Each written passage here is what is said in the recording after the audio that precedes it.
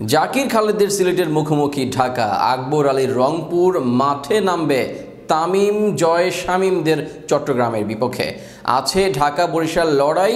শুরুর দিনে দক্ষিণবঙ্গের দলটি মাঠে নামবে ঢাকা শহরের দল ঢাকা মেট্রোর বিপক্ষে। অন্যদিকে জাতীয় দলের অধিনায়ক নাজমুল শান্তের রাজশাহী মাঠে নামবে এবারের আসরের হট ফেভারিট খুলনার বিপক্ষে। সব মিলিয়ে এনসিএল টি-20 এর এবারের আসরের শুরুর দিনের 4 ম্যাচ নিয়ে বিস্তারিত থাকছে প্রতিবেদনে। টেস্ট পর্ব শেষ, এবার টি-20 ফরম্যাটে শুরু হচ্ছে ন্যাশনাল ক্রিকেট লিগ এনসিএল এর এবারের আসরের সূচি এর মাঝে ঘোষণা হয়ে গেছে। 11 ডিসেম্বর থেকে অনুষ্ঠিত হওয়া এই টুর্নামেন্টের শুরুর দিনই মাঠে নামবে 8 দল। জাতীয় দলের খেলোয়াড়দের অংশগ্রহণে শুরুর দিনে সব ম্যাচেই দেখা যেতে পারে প্রতিদ্বন্দ্বিতা। এছাড়া এই আসরকে ঘিরে আছে বড় উত্তেজনাও, কেননা ঘরোয়া ক্রিকেটে বিপিএল ছাড়া নেই কোনো টি-20 আসর। আর সেখানে এবার বিপিএল এর আগে হওয়া দেশি ক্রিকেটারদের নিয়ে এমন আসরে বাড়ছে সবার নজর। সেখানে শুরুর দিনে অনুষ্ঠিত হবে 4 ম্যাচ, যেখানে শুরুর ম্যাচে সিলেটের মুখোমুখি হবে ঢাকা ডিভিশন ও সিলেটের মূল শক্তির জায়গা তাদের পেস বোলিং লাইন আপ। রাজা, খালেদ, এবাদত, রাহিদের নিয়ে দল সাজিয়েছে তারা। তবে ব্যাটিংয়ে জাকির ছাড়া তেমন ভরসা করার মতো নেই অন্য কেহ।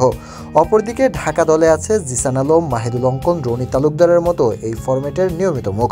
তাই এ ম্যাচে আপার হ্যান্ডে থাকবে রাজধানীর ডিভিশন টিম। একদিনে রংপুর মাঠে নামবে চট্টগ্রামের বিপক্ষে। রংপুর দলে নেই আকবর আলী ছাড়া তেমন বড় মুখ, তবে তামিম, শামীম, জয়দের নিয়ে ভালো দল গড়েছে চট্টগ্রাম।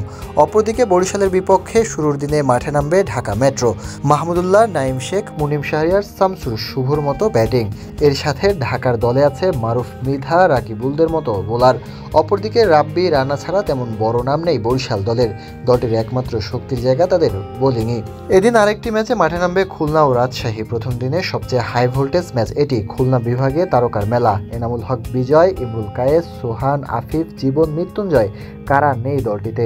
অপরদিকে নাজমুল শান্তের রাজশাহীও বেশ দারুণ দল গড়েছে। মুশফিকুর রহিম, সাব্বির রহমান, রুম্মন, পিতমরা আছেন এই দলে। সব মিলে এই 8 দলের 4 ম্যাচে অনুষ্ঠিত হবে 11 ডিসেম্বর। মিরপুরের 2টি স্টেডিয়ামে অনুষ্ঠিত হবে এই 4 ম্যাচ। এবার দেখা যাক শুরুর দিনে আলো ছড়ায় কোন দল এবং কোন ক্রিকেটার।